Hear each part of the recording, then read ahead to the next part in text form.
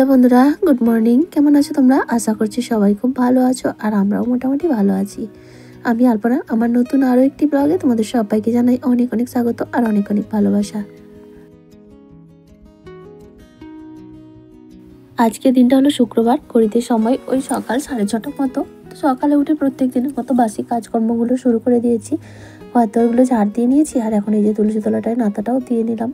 আর তারপরে কিন্তু ফ্রেশ হয়ে নিয়েছি, বাসন টাসন সমস্ত ধোয়া কাজ কমপ্লিট, মানে বাসি কাজ সব শেষ। তো গ্যাসটাকে ভালো যে একটু মুছে নিচ্ছি, এবার একটু চা বানাবো। তো যাই হোক বন্ধুরা, চলো আজকে এখন থেকে তোমাদেরকে সাথে নিয়ে আজকের ভিডিও শুরু করছি।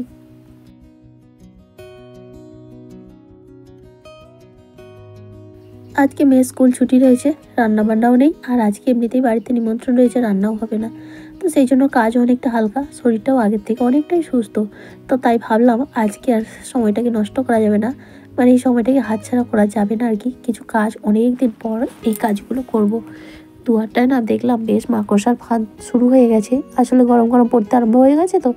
তো সেই জন্যই শুরু হয়ে গেছে। তারপর অনেকদিন পরিষ্কারও করা হয়নি, শীতকালে সময়ের অভাবে হয়নি, তারপর শরীর ব্যস্ততা সব মিলিয়ে হয়ে ওঠে না। তো আজ ভাবলাম যেহেতু রান্নাবান্না নেই, শরীরটাও মোটামুটি ভালো আছে, তাই ভাবলাম আজকে এই দুয়ারটাকে ভালো করে ঝুলগুলো ঝেড়ে পরিষ্কার করে নিই। আবার তো গরম আসছে, আর গরমের সময় বেশি কাজ করা যায় না, মানে ফ্যান অফ করে কাজ করতে খুব কষ্টও হয়। তো তাই ভাবলাম এখন একবার আজকে ভালো করে পরিষ্কার করে নিই। আর চাটা খেয়ে তারপরে কিছুটা সময় গেছে, সকালের খাওয়া দাওয়া কমপ্লিটও করে নিয়েছি। আর মেয়ে এখন খেলতে চলে গেছে, তোমাদের দাদাভাইয়ের ও ওই বাজারের দিক বেরিয়ে গেছে। আজ তো রান্নাবান্না নেই, চাপও নেই, সেই জন্য ভাবলাম এই কাজগুলো করে নিই, তারপর স্নান টান করে নিমন্ত্রণ খেতে যাবো আর কি। তো যাই হোক, এই যে ঝোল ঝাড়াটা কিনেছিলাম, এটা দিয়ে কিন্তু বেশ ভালো সুন্দর ঝাড়া যায়, জানো তো। মানে একসঙ্গে অনেকটা ঝোল উঠে চলে আসে, ঝাঁটা দিয়ে হলে চারিদিকে ছড়ায়, তো এটার ক্ষেত্রে সেটা আর হয় না।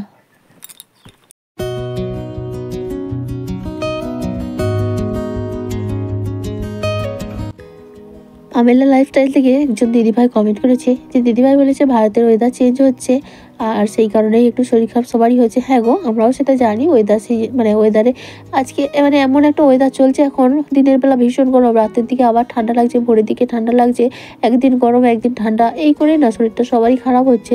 তবে দিদিভাই তুমি কি ভারতের বাইরে থাকো? প্লিজ একটু কমেন্ট করে জানিও। আর আমার তোমার কমেন্টটা পড়ে মনে হলো যেন তুমি হয়তো ভারতের বাইরে থাকো। তো যাই হোক, তুমি কমেন্ট করে জানিও, আর তোমাকে অসংখ্য ধন্যবাদ এত সুন্দর একটা কমেন্ট করার জন্য আর আমার পাশে থাকার জন্য। আর সেই সঙ্গে রিকোয়েস্ট, আগামী দিনগুলোতেও এইভাবেই তোমরা পাশে থেকো।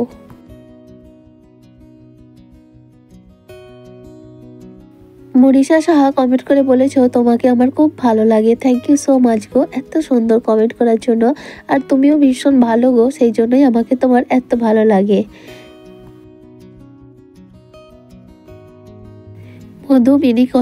মধু মিনি কিচেন থেকে কমেন্ট করেছে যে ভালোবাসা দিয়ে পুরো ভিডিওটা দেখে নিলাম, আশা করি তোমাকেও পাশে পাবো। থ্যাংক ইউ সো মাচ গো, অবশ্যই পাবে।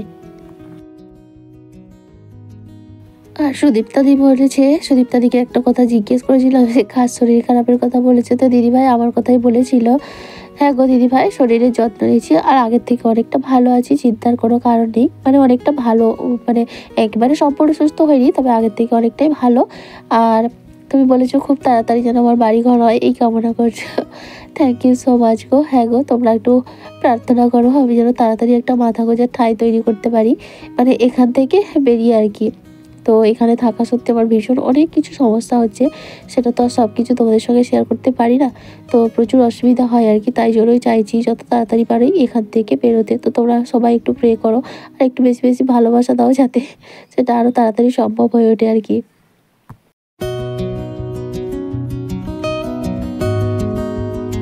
আর তারপর দেখো গোটা দুয়ারে ঝুল মাকড়সা ফাঁদ যা ছিল ঝেড়ে নিয়েছি, টেবিলটাও ভালো করে পরিষ্কার করে নিয়েছি, আর ওই সাইডে যে জামা কাপড় ছিল সব কিন্তু ঝেড়ে গুছিয়ে নিয়েছি। সবটা তোমাদের সঙ্গে শেয়ার করলাম না। আর এবারে দেখো টেবিলের কভারটা একটা অন্যরকম করলাম, টেবিলের যে কভারটা আমার আছে সেটা আর বিছালাম না, মানে সবসময় এক জিনিস ভালো লাগে না, মাঝে মধ্যে একটু নতুনত্ব ভালো লাগে। আর এগুলো জানো তো, সেই আলমারির আমার কভার ছিল, বড় আলমারিটার, তার ওই মানে সামনের দিকে যে দুটো পোর্শন ছিল সেই দুটোকে কেটে রেখেছিলাম, ডিজাইনটা ভালো লাগে তো সেই কারণে। তো অনেকদিন তোকে কেচে রেখেছিলাম, তো আজ ভাবলাম কোনো কাজে লাগাবো, সেটা ভাবছিলাম, মানে ভেবে পাচ্ছিলাম আর কি। তো রেখেছিলাম জানি কোনো কাজে লাগবে হয়তো একদিন, তো আজ মনে হলো এটা তো টেবিল কভার করলে কেমন লাগে বলে আর কি পেয়েছিলাম। তো দেখতে বেশ ভালোই লাগছে, কেমন লাগছে তোমরা একটু কমেন্ট করো তো। আর তারপর টেবিলটা একটু সুন্দর করে গুছিয়ে নিচ্ছি। ওই যে ইন্ডাকশনটা রয়েছে, মিক্সিটা রয়েছে, সমস্ত কিছু সুন্দর করে একটু অর্গানাইজ করে নেব। তো মোনালিসা পাল দিদিভাই আমাকে অনেকবার গোল্ড কালেকশনের ভিডিও দিতে বলেছিল। তো দিদিভাই সেটাই বলছে, আগেও বলেছি তুমি কোনো রিপ্লাই দাওনি। আসলে কি বলতো, আমার চ্যানেলে না গোল্ড কালেকশন ভিডিও দেওয়া রয়েছে, তো সেই কারণে একই ভিডিও বারবার দিতে, আর তখনই দেওয়া যায় যখন আরও নতুন কিছু অ্যাড হয় তার সঙ্গে। তো আমি তো সেভাবে কিছু করে উঠতে পারিনি, তো সেই জন্য একই ভিডিও বারবার দেবো, তাই আর কি দিইনি। তো তুমি যতবারই বলেছো আমি কিন্তু লিঙ্কটা শেয়ার করেছি, তো এবারেও কিন্তু লিঙ্কটা শেয়ার করে নিয়েছি, তুমি দেখো প্লিজ।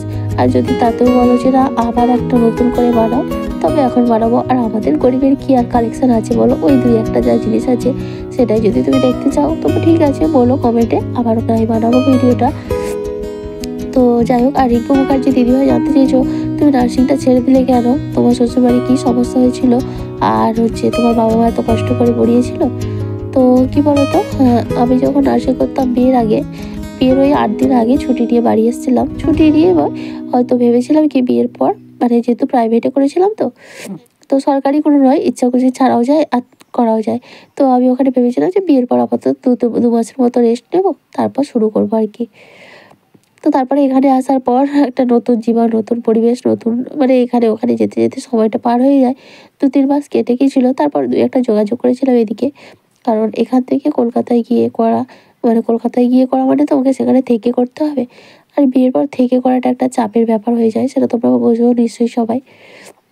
তো সেই কারণে ভাবলাম এখানের আশপাশে যদি কোথাও পাই তাহলে বাড়ি থেকে যাতায়াত করে করবো আর কি। তো খোঁজ খবর নিয়েছিলাম, 2-1 জায়গায় ইন্টারভিউ দিয়েছিলাম, কিন্তু যেখানেই যাচ্ছিলাম জানো তো, এদিকে মানে আমার শ্বশুরবাড়ি মেদিনীপুর, ঘাটাল বা দাসপুর, ঘাটালের দিকে অনেক নার্সিংহোম হসপিটাল রয়েছে। তো সেখানে সব জায়গাতে গিয়েছিলাম।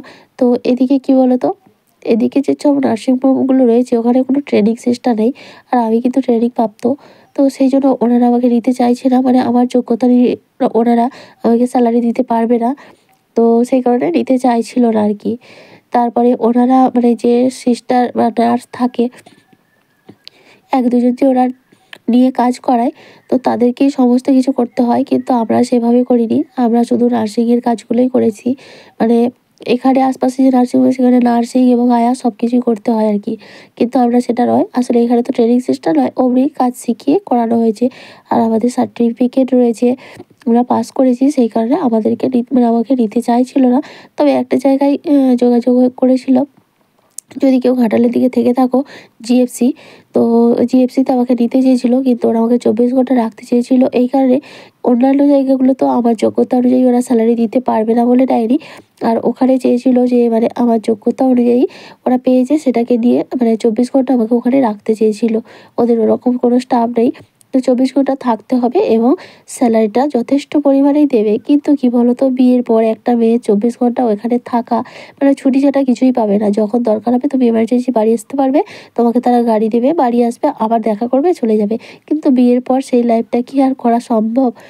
তো যাই হোক, সেই হিসেবে এইরকম করতে করতে 4-5 মাস কেটে যায়, আর তারপর আমার মেয়ে চলে আসে আমার শরীরের মধ্যে আর কি। তখন থেকে আর হয়ে ওঠে না। ভেবেছিলাম মেয়ে বড় হলে একটা কিছু ভাববো, কিন্তু তারপরে এই মেয়েকে নিয়েই সবাই কেটে যাচ্ছে। আসলে মেয়েকে দেখার কেউ নেই, মেয়েকে যে মানুষ করবো ঠিকঠাক করে সেটা করার মতো, মেয়েকে কারো কাছে রেখে যাবো সেই জায়গাটাও নেই। তাই আর হয়ে ওঠেনি আমার সবটাই। এত কষ্ট করে শিখলাম, সব কিছুই নষ্ট হয়ে গেল আর কি। কি বলবো, আর কিছু করার নেই, সবই ভাগ্যের পরিণাম, ভাগ্যের পরিহাস বলতে পারো। তো যাই হোক, সেই সব এখন প্রথম প্রথম আমার খুব কষ্ট হতো, তো এখন সেই সমস্ত কষ্ট ভুলে গেছি। এখন আমার মধ্যে একটাই জেদ আছে, আমি মেয়েকে মানুষের মতো মানুষ করব। আমি যেগুলো করতে পারিনি সেই জিনিসগুলো মেয়েকে কিছুতেই, মানে ওর ওর ক্ষেত্রে অপূর্ণ রাখবো না। তো যাই হোক, তোমরা আশীর্বাদ করো যেন আমার সম্পূর্ণ ইচ্ছা আমি পূরণ করতে পারি। আর আশা করি বোঝাতে পেরেছি। তো তারপর দেখাচ্ছে একেবারে রাতে, জানো তো, ওই পরিষ্কার করার পর খাওয়া দাওয়া করে এসেছি, মানে ওই নিমন্ত্রণ গিয়েছিলাম, তারপর ওখান থেকে এসে মেয়ে নাচের ক্লাস, তারপরে সন্ধ্যাবেলা বাড়িতে একটু রান্না করছি, সিম্পল ডাল আলু ভাতে রান্না করবো, একটু ডিম ভাজা করবো আর কি। তো যে সকল বন্ধুরা আমার ভিডিওতে প্রত্যেকদিন এত সুন্দর সুন্দর কমেন্ট করছো, তোমাদের সবাইকে জানাই অসংখ্য ধন্যবাদ। আর সেই সঙ্গে বলি, আমার আজকের ভিডিওটা তোমাদের কেমন লাগলো অবশ্যই একটা কমেন্টের মাধ্যমে জানিও। আর যদি ভালো লাগে তাহলে প্লিজ একটা লাইক করে দিও, চাইলে শেয়ারও করতে পারো। আর আজকের ভিডিওতে যদি কেউ নতুন বন্ধু থেকে থাকো, চাইলে চ্যানেলটা সাবস্ক্রাইব করে আমার পাশে থাকতে পারো। আর যারা অলরেডি এই কাজটা করে দিয়েছো তাদের সবাইকে জানাই অসংখ্য ধন্যবাদ। এখন বাজে ওই 8:30 মতো। তো আজকে সেই সকালে ভিডিও করেছিলাম, তারপর আর রান্নাবান্না করা হয়নি বলে আর কোনো ভিডিও নেই। তারপরে এই খাওয়া নিমন্ত্রণ ছিল, ওখান থেকে খেয়ে দিয়ে এসে আর হচ্ছে মেয়ের নাচের ক্লাস ছিল, মানে একটু ঘুমিয়ে পড়েছিলাম, শরীরটা খারাপ তো ক্লান্ত হয়ে যায় আর কি, তাই ঘুমিয়ে পড়ি। তো তারপরে নাচের ক্লাসে গিয়েছিলাম, এই সন্ধ্যাবেলা আসলাম, এসে আবার এই যে পড়ানো কমপ্লিট করলাম। তো এখন আমি ভিডিও করলাম তোমাদের সঙ্গে কয়েকটা কথা বলার জন্য। তো আমার এক দিদিভাই গোল্ড কালেকশন ভিডিও দেখতে চেয়েছে, তো আমি কমিউনিটিতে আমার লিঙ্কটা দিয়ে দিয়েছি। আমার আগের ভিডিও দেওয়া ছিল অনেক দিন আগে, মানে চ্যানেলটা প্রথম শুরু করেছিলাম যখন, তখনকার। তো যাই হোক, তাতে হয়তো কিছু জিনিস ছিল, মানে তারপর হয়তো এক্সট্রা দুটো জিনিস আমি দুটো কি তিনটে জিনিস করেছি। ওই আমার পোলা বাঁধানোটা, আর এই যে এখন যে কানেরটা পরে আছি এটা, আর একটা পোলার আংটি। তো এই তিনটেই করেছিলাম। তো সেই জন্য আমি কি আবার নতুন করে ভিডিও বানাবো না কি, তো তুমি প্লিজ একটা কমেন্ট করে জানিও।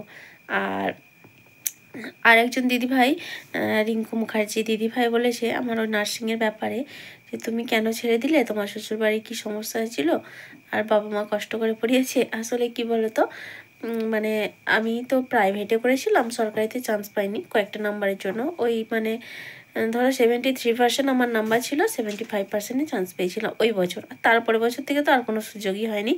তবে হ্যাঁ, আরেকটা সুযোগ পেয়েছিলাম, যেহেতু আমার সায়েন্স ছিল এইচএসে, তো বিএসসি নার্সিংয়ে চান্স পেয়েছিলাম সেই পুনাতে, মিলিটারি নার্সিং। তো সেটা যাওয়া হয়নি আর কি, সেও অনেক কারণ আছে। আসলে কি বলো তো, একটা বাচ্চাকে না গাইড করার জন্য বাবা মার অনেক কিছু জানা দরকার। বাবা মা যদি ঠিকঠাক গাইড না করতে পারে, একজন সন্তানের পক্ষে সবটা নিজে করা সম্ভব নয়। আর আমার ক্ষেত্রে ঠিক সেটাই হয়েছে। হয়তো আমার প্রতিভা ছিল বা আছে, যাই হোক, কিন্তু আমি আমার মেয়েকে যেভাবে গাইড করতে পারছি আমি সেটা পাইনি। যেটুকু করেছি, যতটা হয়েছে, সম্পূর্ণ আমার নিজের চেষ্টায়, নিজের ইচ্ছায়। আসলে আমার বাবা মা পড়াশোনা বা এইসব বিষয় সম্পর্কে কিছুই জানতো না, শুধু টিউশন মাস্টার দিয়ে দিয়েছিল। তো সেই করে কি আর হয়, ভালো মন্দ বোঝার ক্ষমতাও তখন অতটা হয়নি।